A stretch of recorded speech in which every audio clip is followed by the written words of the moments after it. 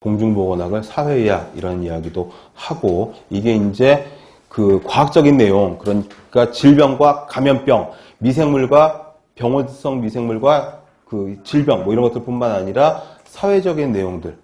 한국인 사망 원인 1위가 암이잖아요. 부동의 1위잖아요. 부동의 1위인데 암 발생의 원인이 뭐냐 하면 무슨 뭐 탄 고기도 있고 뭐 오늘도 첫 시간부터 나오는 고기, 까맣게 태운 고기도 있고 뭐 식생활도 있고 뭐 되게 많은데 이게 스트레스가 암 발생의 한 70% 이상을 좌지우지한다는 또 학설이 있거든요. 스트레스 학회에서는 그렇게 이야기를 합니다. 그러니까 예전이나 지금이냐 발암물질은 암을 일으킬 수 있는 요소들은 굉장히 많이 산재해 있는데 걸린 사람과 안 걸린 사람이 있는 것은 성별, 연령별, 개체별 차이들도 있으나 발암물질이라든가 암세포들을 우리가 물리칠 수 있는 그런 자연 치유 능력 같은 것들이 있는데 스트레스를 많이 받게 되면은 그 면역력이 방어 능력이 떨어진다는 거죠. 그거는 실제로 논문 같은 거 검색해 보시면 수백 페이지 논문의 목차로만 수백 페이지가 넘는 그런 논문들이 나올 정도로 정설로 믿어지고 있는 내용들이고, 그렇다고 하면은 공중보건학과 사회의학과는 또 관련이 다분히 있겠다. 이런 거. 다음 페이지에 보시면 역시 공중보건학은 지역사회의학이다. 해서 방금 말씀드린 것처럼 인간생활을 둘러싼 물리화학적, 생물학적, 사회학적 환경, 사회 구조 이런 것들이 전부 다 관련이 있는 그런 학문들이다라는 거고, 거기 키트 G 존슨이라고 하는 사람은 이 지역사회학을 뭐라고 얘기했냐면은 거기 상호 관계가 중요한 역동적인 과정을 지역사회의학이라고 했다라는 겁니다. 요것도 중요 표시를 좀 해두시면 좋겠고, 사람 이름이 나오면 무조건 그 사람과 그 키워드, 그 사람의 업적이라든지 저서라든지 뭐 한 얘기 이런 것들 키워드를 딱 잡아가지고 기억을 하셔야 됩니다.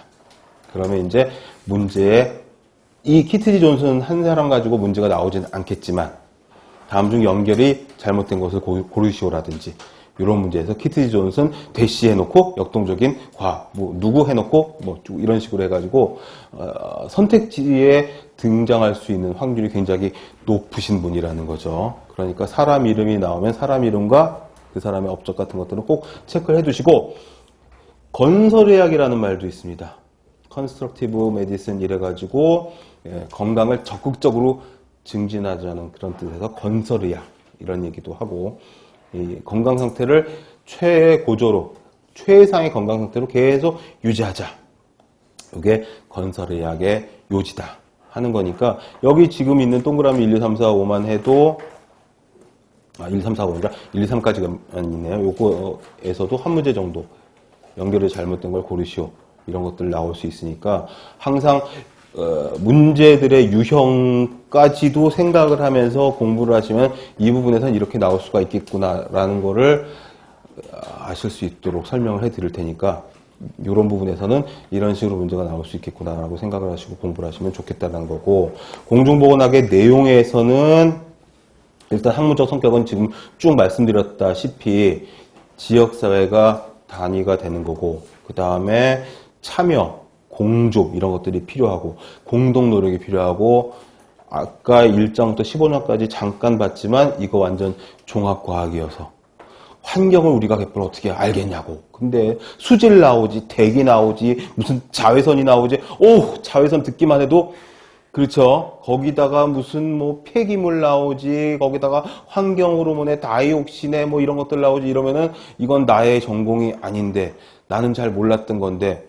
아 좋다 이거 내가 이과 쪽에서 좀 익숙하다 쳐도 그럼 이제 대기 나오고 기온 역전 나오고 막 이래버리면 야 이건 지구과학인데 이건 또 뭐지 막 이러면은 이제 정신 없는데, 말씀드린 것처럼 굉장히 넓고 얕은 수준으로 나오니까 한 항목 한 항목 한 챕터 한 챕터 전부 빼놓지 않고 잘 체크를 하시면 좋겠다 이겁니다.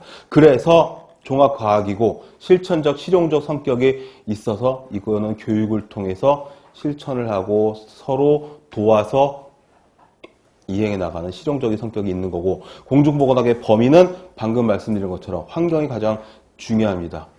질병을 일으키는 인자는 병이 나고 숙주하고 그 사이를 이어주는 환경하고, 그러니까 아까 말씀드린 것처럼 여기 환경이 출제 비율이 굉장히 높을 수밖에 없다라는 거죠. 환경보건, 환경위생, 환경보건, 거기에 위생곤충, 환경이 나빠지면 생겨나는 곤충들, 벌레들, 환경이 좋아지면 없어질 것들, 환경이 좋아지면 더 많아지나? 뭐 아무튼 이런 것들.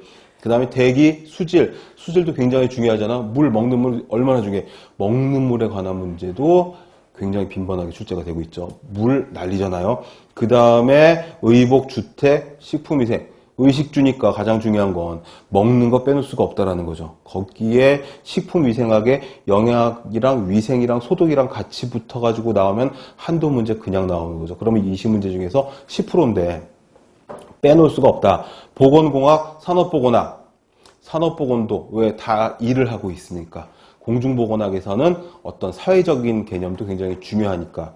일터에서의 건강, 일터에서의 보건, 이런 것들이 굉장히 중요하겠다라는 거죠. 거기다가 보건관리 분야에서는 이쪽은 이제 아까 말씀드린 이제 약간 문과적 과목이어서 행정이라든지 교육이라든지 학교, 학생 수가 계속 줄어들어가지고 골치 아프긴 하지만 그래도 학교 되게 중요하잖아요. 그 다음에 국민영양, 모자, 보건, 간호, 인구, 정신, 국민건강증진 종합계획에서 정신보건을 특히 중요하게 이야기를 하고 있잖아요. 조금 이따 할 건데. 그 다음에 질병관리. 만성 퇴행성 질환만 있는 게 아니라 아직까지도 감염성 질환은 많고 신종 감염병이 자꾸 생기고 있잖아요. 메르스 때문에 얼마나 고생을 했냐고. 거기다가 조류독감 때문에 조류독감이라고 그러면 안 되죠? 뭐죠? 동물 인플루엔자 인체 감염증. 저한테 어제 새벽에 메일이 2통이 왔어요.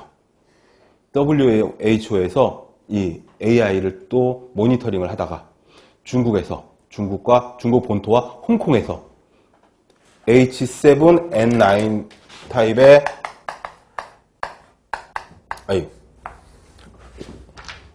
조류 인플루엔자가 AI가 발생을 했다고.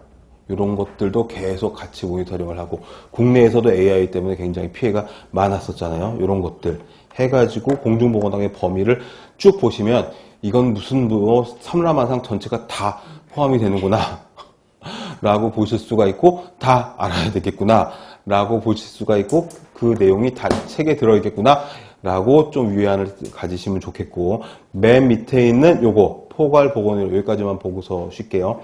컴프레hensive 헬스케어 이래가지고 포괄보건, 포괄이란 말이 기출문제에서 최근 한 10년 사이에 한 4번 정도 이상 본 것 같아요. 포괄이란 말. 이게 뭐냐 하면은 아까 얘기했던 WHO의 건강의 정의처럼 신체만 건강한 게 아니라 정신적으로도 사회적으로도 영적으로도 뭐 아무튼 전부 다. 그러니까 전체 다 자연과학적인 거에 사회과학적, 형이상학적인 것과 형이하학적인 걸 전부 다 아우르는 걸 포괄이라고 표현을 해서 포괄 헬스케어가 필요하다. 요게 이제 또 공중보건학의 중요한 내용 중에 하나다. 그러니까 첫 시간에 여러분들이 이제 체크해야 될 거는 뭐냐 하면은 사람 이름들하고 몇 가지 외워야 될 부분들하고 그 다음에 뭐냐 하면은 공중보건학을 공부하려는 어떤 그 자세, 어떻게 마음을 열고 봐야 되냐면 이제 지역사회, 포괄, 단체, 종합 이런 데다가 쫙 이 신경들을 열어놓고 공부를 하시면은 좀 진도가 빨리 나가지 않겠나 생각이 됩니다.